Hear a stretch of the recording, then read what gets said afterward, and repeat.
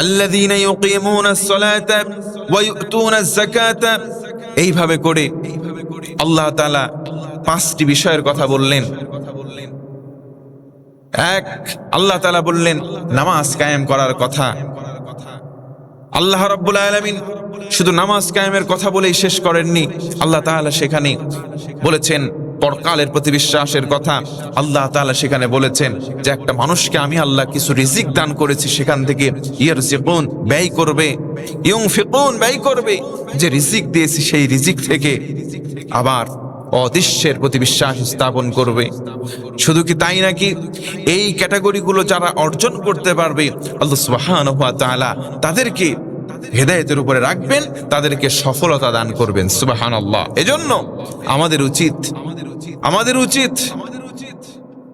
আমাদের উচিত হচ্ছে সঠিক সময় নামাজ আদায় করা, আল্লাহ পাকের প্রতি বিশ্বাস স্থাপন করা, আল্লাহ পাক যে কিতাব নাজিল করেছেন তার প্রতি বিশ্বাস করা, আল্লাহ পাক যে সম্পদ দান করেছেন সেটাকে আল্লাহর রাস্তায় ব্যয় করা, আল্লাহ যে কিয়ামত দিবেন এই কিয়ামতে বিশ্বাস স্থাপন করা। যদি এই গুণগুলো আমরা অর্জন করতে পারি, আল্লাহ সুবহানাহু ওয়া তাআলা আমাদেরকে মুফলিহুন সফলকাম হিসেবে আখ্যা দিয়েছেন। সুবহানাল্লাহ।